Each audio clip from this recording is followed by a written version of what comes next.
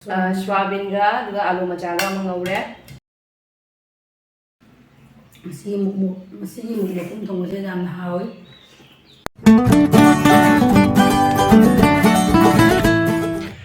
ꯃꯌꯥꯝ ꯑꯩꯈꯣꯏꯒꯤ ꯁꯧꯒ꯭ꯔꯤ ꯈꯔ ꯍꯧꯖꯤꯛ ꯍꯧꯒꯠꯂꯛꯑꯦꯕꯀꯣ ꯑꯗꯣ ꯈꯔ ꯑꯃꯗꯤ ꯊꯠꯅ ꯆꯥꯅꯈ꯭ꯔꯦ ꯑꯗꯣ ꯉꯁꯤꯁꯨ ꯑꯃꯨꯛꯀ ꯊꯠꯇꯣꯏꯅꯤ ꯁꯧꯒ꯭ꯔꯤ ꯆꯥꯕꯁꯤꯅ ꯍꯧꯖꯤꯛꯇꯤ ꯍꯥꯎꯋꯦꯕ ꯁꯧꯒ꯭ꯔꯤꯅ ꯑꯗꯨꯝ ꯍꯥꯎꯔꯦ ꯅꯨꯡꯁꯥ ꯁꯥꯒꯠꯂꯛꯄꯁꯤꯅꯗꯤ खरा थटलनी सिगागी खरा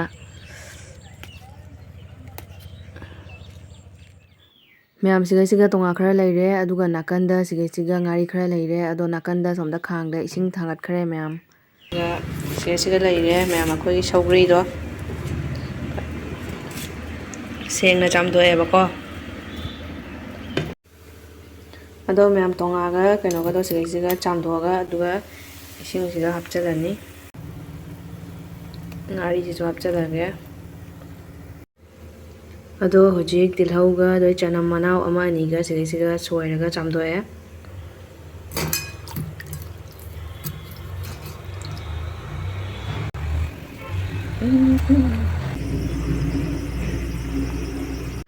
ꯑꯗꯣ ꯃꯌꯥꯝ ꯁꯤꯒꯩꯁꯤꯒ ꯑꯩꯅ ꯃꯨꯛ ꯑꯃ ꯊꯣꯡꯉꯦ ꯃꯃꯥꯗꯣ ꯉꯁꯤꯗꯣ ꯃꯨꯛ ꯊꯣꯡꯕ ꯆꯥꯅꯤꯡꯉꯦꯅꯀꯣ ꯑꯗꯣ ꯃꯌꯥꯝ ꯉꯁꯤꯗꯤ ꯃꯃꯥꯒ ꯑꯩꯒ ꯃꯨꯛꯕꯥꯡ ꯃꯆꯥ ꯑꯃ ꯇꯧꯗꯣꯏꯅꯦ ꯑꯗꯣ ꯃꯌꯥꯝ ꯂꯣꯏꯍꯧꯕ ꯌꯦꯡꯕꯤꯌꯨ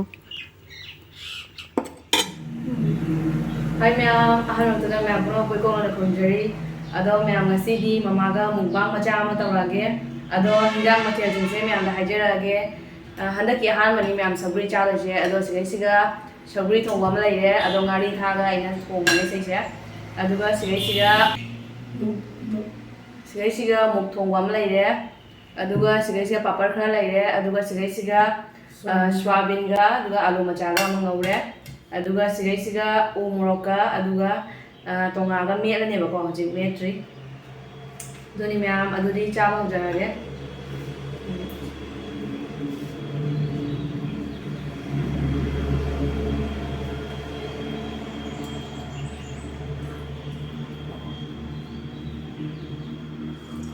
अदो उमरोक से मानधौना पिबिरकबनेबको अदो माय उमरोक से याम साथीना साय दुकान दे लेबदगी माय से हेना सायबा अदो माय से कइनोने जुमदा मान थाजबनेबको याम पाले अदो अखोइसु मैम पिबिरे माना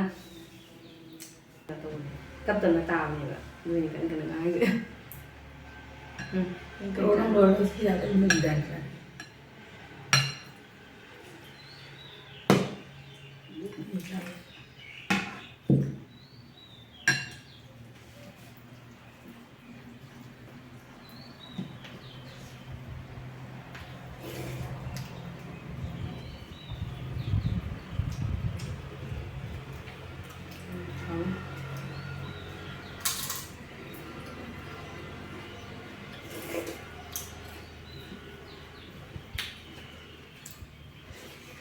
जब हावे मैम सगुरी थोंबसिदि मुक थोंबसा हदकी अहानबा चाबा नतोय करेना जब हावे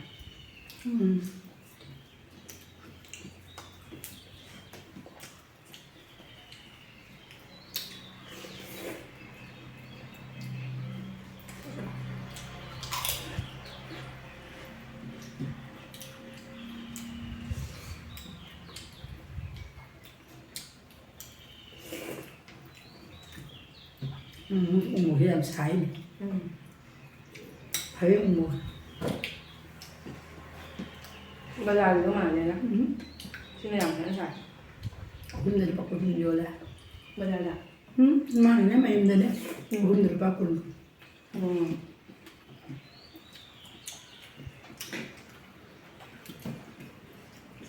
बाजार दा क्या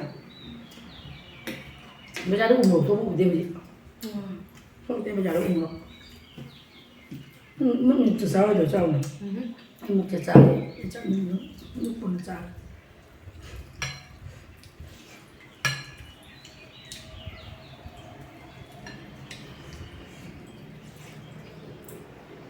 apa mun sawa da sawa wanda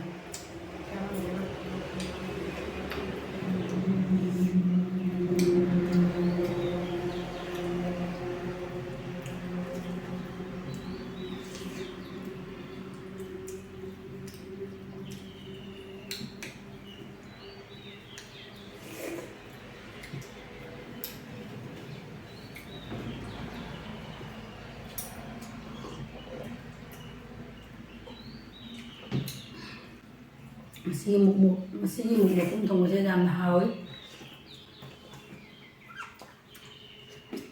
ꯁꯧꯒ꯭ꯔꯤꯅ ꯍꯦꯜꯂꯦ ꯁꯧꯒ꯭ꯔꯤ ꯊꯣꯡꯕ ꯆꯥꯕꯗꯤ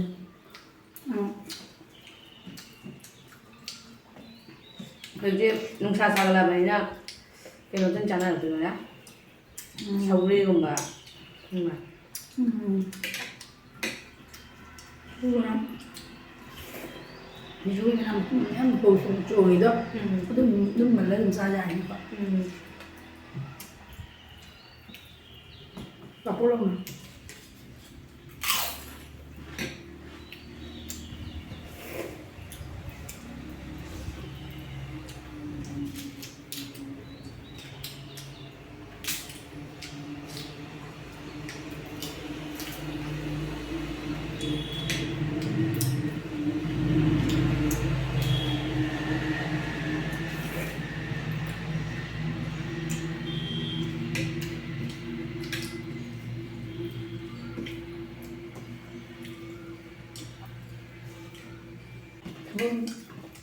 ꯁꯖꯤꯕꯨꯁꯤꯅ ꯊꯕꯛ ꯌꯥꯝ ꯀꯜꯂꯤ ꯑꯩꯈꯣꯏ ꯐꯤꯁꯥꯝꯕ ꯁꯦꯡꯗꯣꯛ ꯁꯦꯡꯖꯤꯟ ꯌꯥꯝ ꯀꯜꯂꯤ ꯊꯕꯛ ꯌꯥꯝ ꯋꯥꯏ ꯉꯁꯤꯗꯤ ꯕ꯭ꯂꯦꯡꯀꯦꯠ ꯁꯨꯔꯦ ꯐꯤ ꯁꯨꯕ ꯄꯔꯗꯥ ꯁꯨꯅ ꯂꯣꯏꯁꯤꯜꯂꯦ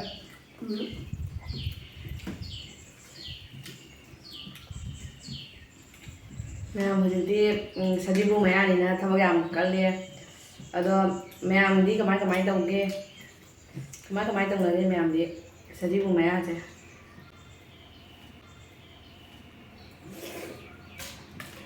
ꯂꯥꯏꯒꯤ ꯄꯣꯠꯇꯤ ꯆꯥꯒꯗꯕꯁꯨ ꯋꯥꯠꯂꯤ ꯖꯤꯔꯥ ꯃꯣꯔꯣꯛ ꯑꯝꯇ ꯇꯛꯇ꯭ꯔꯤꯒꯦꯅ ꯇꯛꯈꯥꯏ ꯑꯣꯐ ꯇꯧꯋꯦ ꯀꯔꯦꯟꯁꯨ ꯌꯥꯝ ꯅꯨꯡꯉꯥꯏꯇꯦ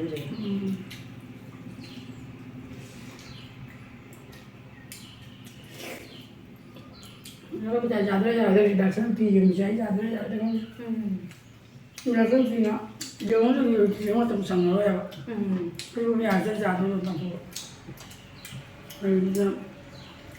ꯑꯗꯨꯝ ꯅꯛꯁꯜꯂꯛꯑꯦ ꯃꯇꯝꯗ ꯕꯣꯛꯆꯥꯗꯤ ꯊꯣꯛꯍꯧꯔꯦ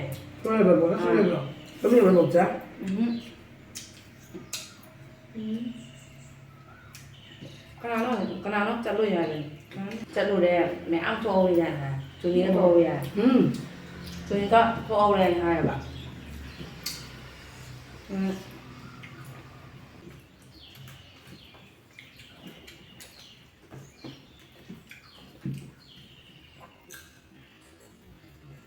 Bocah apa yang muncul ini? Bocah apa yang muncul ini?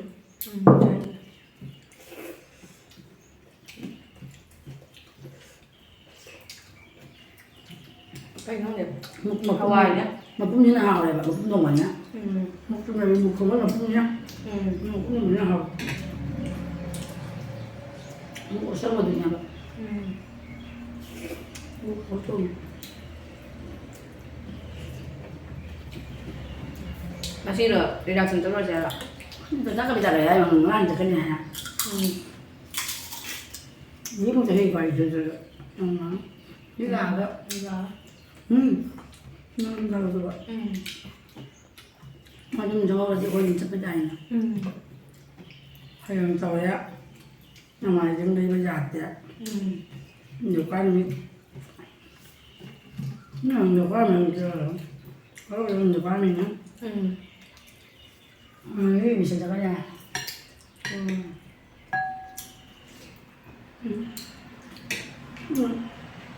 Biết ngay xem là rất là đẹp.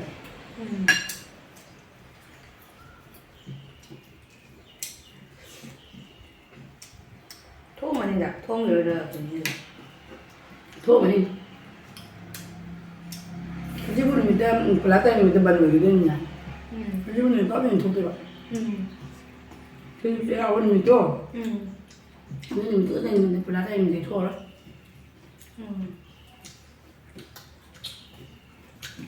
Người phụ thuộc có vào gì? Phải làm sao cho cái mà sẽ từ từ. 파마가 저는 있는 거야. 그래서 레이트 맵잖아요. 그죠, 그죠?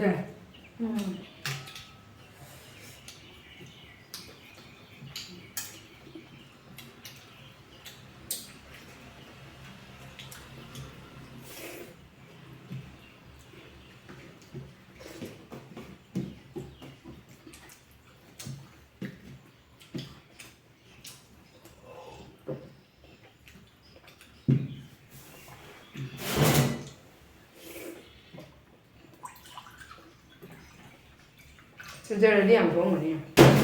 수저를 뭐 놓고 돼, 나가 다. 예. 그래서 좋아요. những buổi đời này chi mình chỉ cái đi cả không bao cái đời này chi xem đẻ là luôn vậy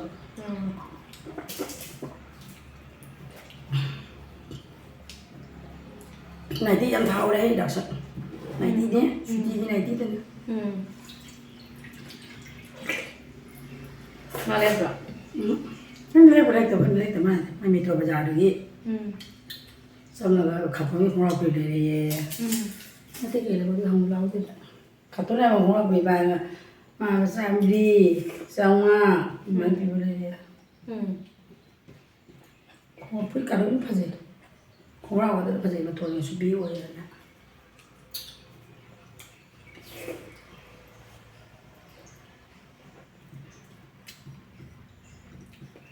Nó một cái hả? một số lần một xíu Nó đi bazar rồi mà đồ làm xào với đâu để nhá. Mà đi làm xài. mấy nó thay đổi nó gì nè mà giá rồi mà đi nhỉ xào nhung trái nó xào rồi nó sẽ làm sản thí cái tầng mai xào rau đẹp ạ mà đại đi rồi trái nó xào nhung trái nó thả vào bồn như thế nào rau thật ra sản thí nó thả vào bồn đó mà làm phê thế nào xào đi pha vào đó ya đi vào cái xào này ăn hấp dẫn anh nó rau đẹp ạ nhưng mà xào ra bây giờ nó làm được bây giờ cô chúng nó thả nó làm gì vậy xào đó cái hạt là đi pha nó vài nhà thải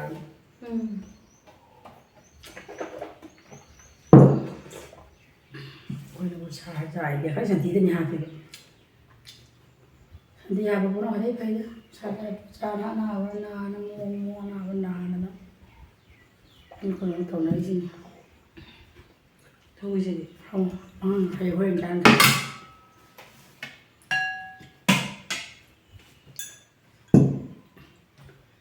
đây tôi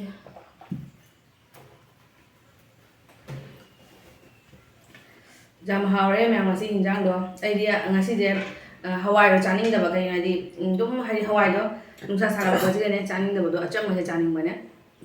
Adu ngasi je saguri je thong ma ne ba. Ado jam so hawre. Adu ni me ngasi ki kai na si. Bye bye.